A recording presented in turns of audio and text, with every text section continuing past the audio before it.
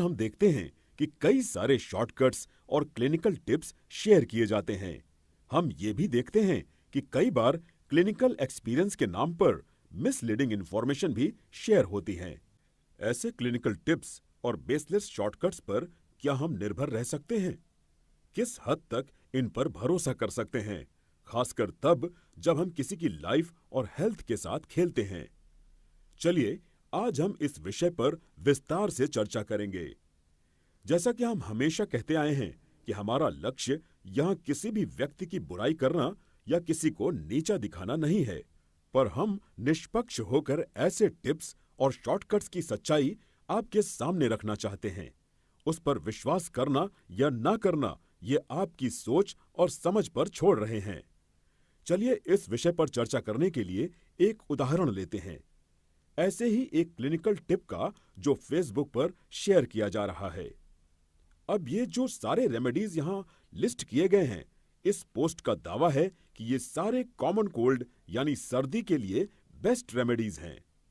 कितना सच है इस बात में और ऐसी लिस्ट पर किस हद तक निर्भर रहा जा सकता है?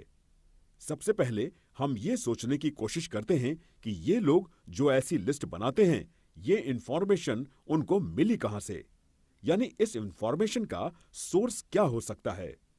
इस सवाल के शायद दो ही जवाब हो सकते हैं। पहला, या तो मटेरिया मेडिका या दूसरा रेपर्टरी। जैसा कि हम सब जानते हैं, होम्योपैथी लाइक क्योर्स लाइक के सिद्धांत या प्रिंसिपल पर आधारित है, जहां हम ये मानते हैं कि इंडिकेटेड रेमेडी पेशेंट के शरीर में वही सिम्टम्स थोड़ी अधिक तीव्रता के साथ पैदा करेगी जो पहले से ही उस पेशेंट में है। अब चलिए हम केंट्स रेपर्टरी खोलते हैं। पेज नंबर 325 में आपको कोराइजा रूब्रिक मिलेगा। जैसा कि आप देख सकते हैं, इस रूब्रिक के लिए 200 से अधिक रेमेडीज लिस्टेड हैं, जिनको 3 ग्रेड्स में बांटा गया है। जो रेमेडीज लाल रंग में लिस्टेड हैं, उन्हें फर्स्ट ग्रेड सिम्टम्स माना जाता है, जो हम जानते हैं कि प्रूविंग के दौरान पूरे या फिर अधिकतर प्रूवर्स में देखा गया है। जो रेमेडीज नीले रंग में लिस्टेड हैं, उन्हें सेकंड ग्रेड सिम्टम्स माना जाता है, जो कुछ प्रूवर्स में देखा गया है। और जो काले रंग में लिस्टेड हैं, उन्हें थर्ड ग्रेड सिम्टम्स माना जाता है, जो प्रूवर्स में तो देखा नहीं गया पर क्लिनिकली वेरीफाई किया गया है, जिनके कारण उन्हें क्लिनिकल सिम्टम्स भी कहा जाता है। अब इससे ये तो साफ है कि फर्स्ट ग्रेड सिम्टम्स पर सबसे ज्यादा रिलायबल रह सकते हैं और थर्ड ग्रेड सिम्टम्स पर सबसे कम। अब थोड़ा सा अपना दिमाग लगाइए और सोचिए कि बिना रेपर्टरी खोले, जब मटेरिया मेडिका से रटी हुई जानकारी के आधार पर जब हम ऐसी लिस्टिंग्स करते हैं, तो क्या हमें कोई अंदाजा है कि उस सिम्टम के लिए उस रेमेडी का ग्रेड क्या है? क्या उस पर निर्भर रहा जा सकता है? 2 मिनट के लिए भूल जाइए कि आप किसको फॉलो करते हैं और खुले दिमाग से सोचिए, क्या ऐसी लिस्टिंग करना बेवकूफी नहीं है? अब एक बात और ध्यान देते हैं।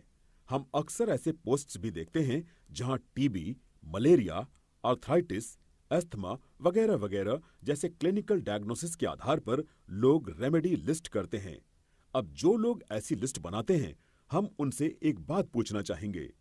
1 मिनट के लिए ऑर्गेनॉन को भूल जाइए, मटेरिया मेडिका को भूल जाइए, रेपर्टरी को भूल जाइए और फिलॉसफी को भी भूल जाइए और हमें ये बताइए कि क्लिनिकल डायग्नोसिस किस आधार पर किया जाता है। बहुत आसान जवाब है, कुछ ऐसे सिम्टम्स के ऊपर जो उन सभी लोगों में सामान्य रूप से पाया जाता है जिनको वही बीमारी हो, यानी कि उसे हम अपनी भाषा में कॉमन सिम्टम्स ऑफ डिसीज कह सकते हैं। अब सोचिए, एक प्रेस्क्रिप्शन करने के लिए होम्योपैथी में इन कॉमन सिम्टम्स की क्या वैल्यू होती है? जिन्होंने पढ़ा नहीं हो या जो भूल चुके हैं, हम याद दिलाते हैं, common symptoms are something to be known for, not to be prescribed for. अब बताइए, ऐसी लिस्टिंग्स में किसी तरह का सेंस बनता है? ये जो लोग ऐसी लिस्टिंग्स करते हैं, न कभी सोचने के लिए तैयार थे, न हैं और न ही कभी तैयार होंगे। उनको तो बस किसी तरह सरवाइव करना है। थोड़े लाइक्स और शेयर्स मिल जाते हैं अपनी पोस्ट के लिए तो खुश हैं। पर आप सोचिए, आप जिनके पीछे दौड़ रहे हैं, वो दौड़ उन्हें कहां पहुंचा पाई है? अब उन लोगों की बात करते हैं जो सिर्फ एक फोटो देखकर या सिर्फ कुछ 2-4 सिम्टम्स सुनकर रेमेडी सजेस्ट करते हैं। ये ऐसे लोग हैं जिनको ना रेपर्टरी की जरूरत है, ना ऑर्गेनॉन की और ना ही फिलॉसफी की। ऐसे लोगों के लिए हमारे पास एक सवाल है। ये जो आपकी स्क्रीन पर दिख रहा है, वो एक जानवर की तस्वीर है। आप देख सकते हैं, इस जानवर के 4 पैर हैं और एक पूंछ। अब आपको ये बताना है कि ये तस्वीर किस जानवर की है। जो थोड़ा सा भी अपना कॉमन सेंस इस्तेमाल करना जानते हैं, वो ये जरूर पूछेंगे कि ऐसे तो कई जानवर हैं जिनके 4 पैर और एक पूंछ होती है। इतनी आधी अधूरी तस्वीर देखकर कोई भला कैसे गेस कर सकता है? क्यों भाई? अब ऐसा सवाल क्यों? जब आप 2 या 4 सिम्टम्स सुनकर एग्जैक्ट सिमिलिमम गेस कर सकते हैं, तो फिर ये कौन सा मुश्किल काम है आपके लिए? जरा सोचिए, जब आप ऐसे प्रिस्क्राइब करते हैं तो आप किसी की हेल्थ और लाइफ के साथ खेल रहे हैं। हम ऐसे लोगों से गुजारिश करते हैं कि अपना थोड़ा सा दिमाग लगाएं और अंधे घोड़ों की तरह रेस में भागना बंद करें। अंधविश्वास की पट्टी हटाएं और अपनी आंखों से सच का सामना करें। नहीं आता है तो सीखने की कोशिश करें। नहीं समझ में आता तो एक दूसरे से डिस्कस करें, एक दूसरे से समझने की कोशिश करें। और अब भी आप लोगों को नहीं सुधरना है तो कम से कम ऐसी पोस्ट डालकर दूसरों की राह तो ना भटकाएं। ऐसे लोगों को देखकर तो बस यही याद आता है, अंधा घोड़ा रेस में दौड़ा, अंधा घोड़ा रेस में दौड़ा, अंधा अंधा घोड़ा रेस में दौड़ा, दौड़ा दौड़ा दौड़ा रेस में दौड़ा, दौड़ा अंधा घोड़ा।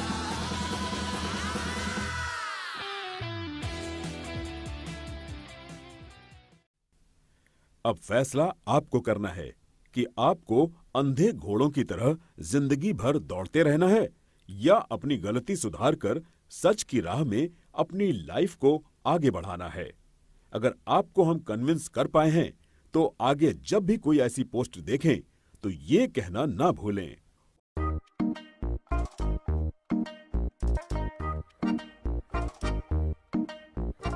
No उल्लू बनाविंग, no उल्लू बनाविंग, गाइड होके मिस गाइड क्यों कराविंग, no उल्लू बनाविंग, no उल्लू बनाविंग।